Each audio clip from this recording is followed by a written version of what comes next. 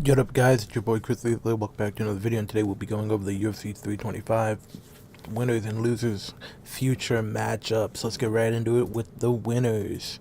Alexander Volkanovski retained his UFC title against Diego Lopez in a yet another dominant decision. It's very clear. They just announced this for the UK fight night. Lerone Murphy versus Movsar Evloev. The winner of this will fight Volkanovski later this year. In my opinion, I do believe Evloev is going to win this. So I feel confident in saying Alexander Volkanovski's next matchup will be Movsar Evloev for the UFC title. Moving on to the co-main event. I talked about this in my UFC 324 video. Paddy Pimblett is going to fight down in the division. He just got a title shot that he did not deserve. So he's going to have to prove himself yet again and go all the way back down. Not all the way back down, but go down to the second tier of lightweight. And I believe BSD is in that second tier of lightweight. And I believe him versus Paddy Pimblett will really elevate whoever wins this fight into the top echelon of that division. BSD's coming off of a win against Dan Hooker, a dominant victory, a ground and pound finish to Dan Hooker, and I believe he'll take some time off because he has fought multiple times in the last 4 months. So I think he fights Paddy Pimblett later this year. Winner probably becomes the number one contender. Moving on. Rufi. Rufi knocked out Rafael Fiziev in the second round. Sadly, I had money on Fiziev winning. Rufi showed that he's gotten much better since his last fight. He is still hesitant to throw strikes, and he is on his back foot a lot more. But this fight wasn't as risky as the BSD fight because obviously Fiziev doesn't provide that wrestling threat that BSD did. So I think Rufi's going to be around number 8. He's going to be around number 8 in the ranking. I think Gamrot is number 5 or number 6. I think that would be a great matchup for Rufi to test his wrestling, to test his cardio. I think Gamrot needs a win. I think Gamrot needs a person below him. He just got submitted by Charles Oliveira. Before that, he fought Ludovic Klein. He steps in on short notice to fight anyone. I think they're trying to test Rufi to see if he's actually a good MMA fighter or if he's just a highlight merchant.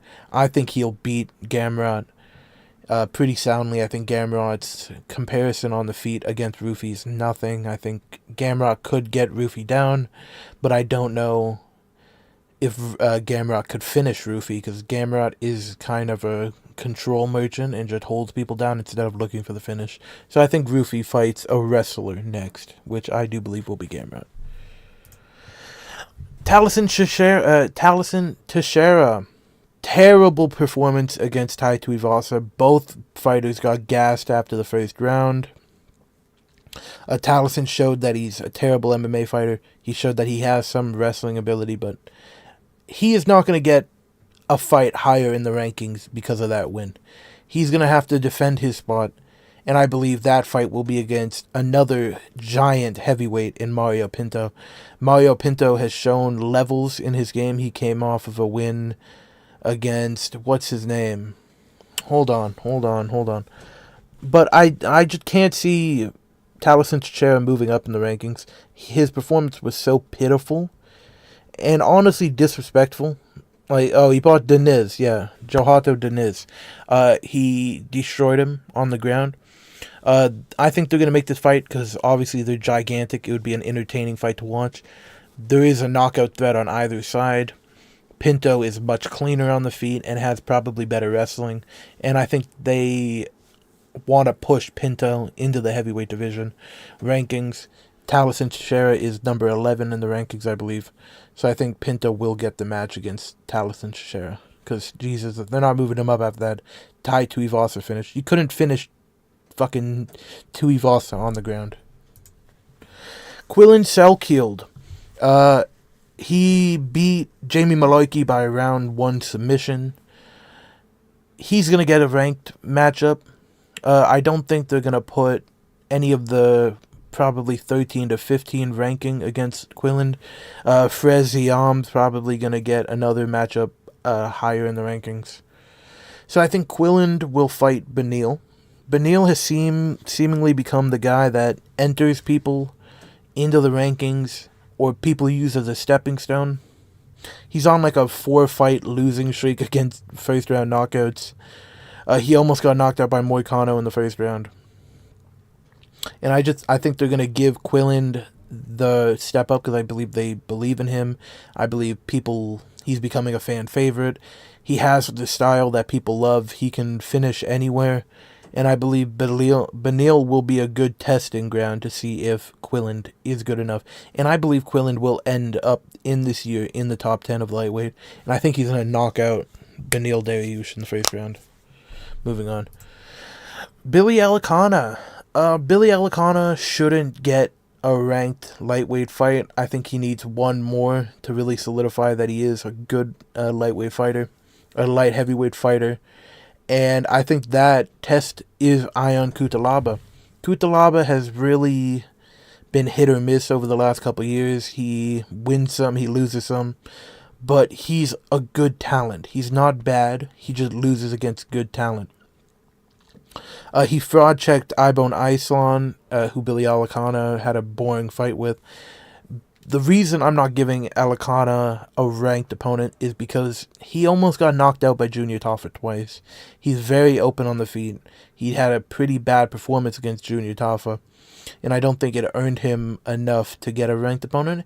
I would like to see one more fight out of him, and I think Cutelaba is around that 15 to 20 in the unranked light heavyweight division, and I think this would be a fun fight to see. And I think Billy Alicana does get it done. By decision, probably. Cam Rouston versus Roman Kopylov.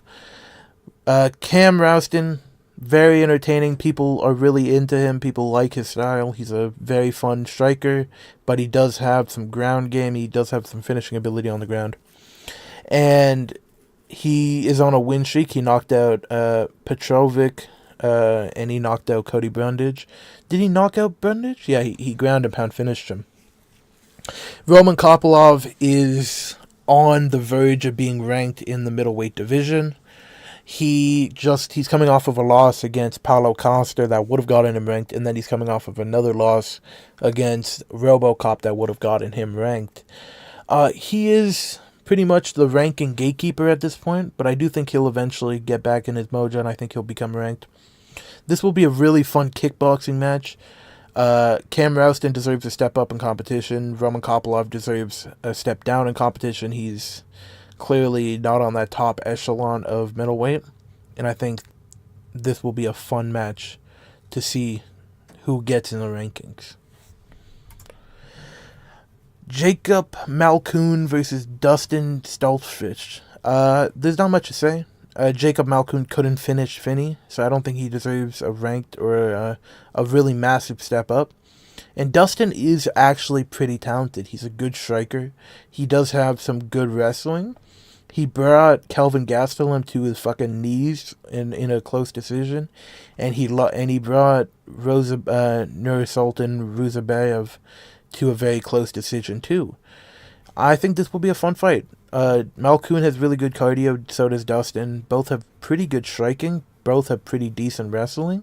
And I think this will be a fun fight. And I think I'd lean towards Dustin in this fight. Jonathan Mikhaev. He had a fight against Oban Elliott. He obviously won by submission. Finishing Oban Elliott does give you a boost. Oban is a known unranked welterweight. People like him. He's he's a good fighter. He's a good striker, and he's pretty decent at wrestling. Mikhaev was getting fucked up on the feet by Jonathan, which is not a good, or by Oban, which isn't a good sign at all. But on the ground game, it was night and day. He managed to latch up the neck really quickly, and he submitted Oban. And then he called out Neil Magny. Neil Magny is, again, probably 16 on the welterweight ranking scale. He's just above, he's just out of the rankings. And I think he's coming off of multiple losses. He's coming off of, obviously, the knockout to Prates, the robbery to Matthews, and then the Yaroslav Ashamush guy that submitted him in the first round. So I think Jonathan will get this fight, and I think Jonathan will submit Neil Magny. Moving on. Con Offley robbed Yinza, robbed him brutally. Lost almost every round. Brutally robbed him. He did win, so you do got to give him a step up in competition, and I think that step up is Christian Rodriguez. Christian has crushed the dreams of many prospects, and I hope he does the same to Con Offley. Christian is coming off of a loss to McQuilly's Costa, or whatever his name is, the guy with vitiligo, and he's probably going to fight someone coming up to lightweight. Is it lightweight? Flyweight? Featherweight? Bantamweight? I think it's bantamweight, right? He's coming up to he's on a win streak, Con Offley. I think he's on a 2-fight win streak. And I think he's probably going to get Christian Rodriguez. And I think Christian Rodriguez wins that. I'm not doing the Road to UFC fight winners, because I have no idea who they're going to go against. On the losers of UFC 325. Diego Lopez needs to fight Yair Rodriguez. Diego Lopez is lost another title opportunity to Alexander Volkanovski. He beat Gene Silva, and pretty much everyone else is booked. Yair Rodriguez and Diego Lopez have beef. They hate each other. So obviously there's a built-in storyline. And I just think this fight will be beautiful for both styles. Diego will stand and bang. Yair is a striker. No one will wrestle. This fight will end early. And I think this is the fight to make. And I don't really see anyone else who deserves a Diego Lopez fight. No one's coming up the rankings rapidly that deserves a massive step up. And Yair is plateaued in that 3 to 5 in the featherweight division. And I think this is a fight to make. Moving on to Dan Hooker. Dan Hooker versus Rafael Fiziev, both coming off of knockout losses. Both are going to have to take some time off. Both of them are in the middle of the UFC lightweight rankings. I think this fight is a perfect match. Rafael is a striker. Dan Hooker is a brawler. This fight will be on the feet, will be a fucking classic as long as it lasts. And their timeline is similar. Both of them are going to have 6 months to recover. I think this match will be made. Dan Hooker could fight Paddy Pimblett because of their beef, but I think this is the fight they're going to make. Because who do you really give Rafael Fiziev? Everyone in the division is already booked. Dan Hooker, you don't want him to have boring fights. You don't want him to go against wrestlers who'll just take him down. Give him strikers, and that's why you give him Fiziev. Tai Tuivasa. So originally, I had Tai Tuivasa going to the BKFC, bare knuckle fighting. He's on a 6-fight losing streak. He's clearly not a good MMA fighter, but I do want to see one last fight out of him, one last suey. And I think you give Stephen Asplund that fight. Stephen Asplund has the current most significant strikes in a 3-round fight in the heavyweight division ever.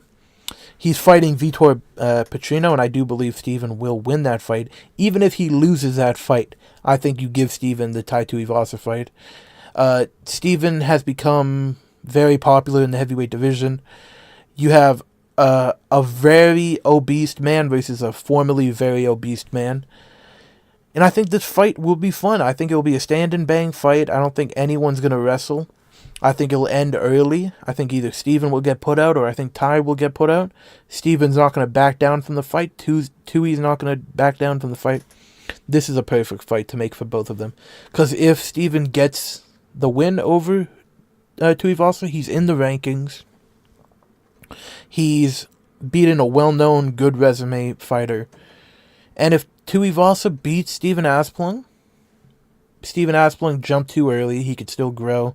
He could still become something in the heavyweight division. And Tuivasa finally gets a win, and he stays in the UFC. So win-win. Moving on.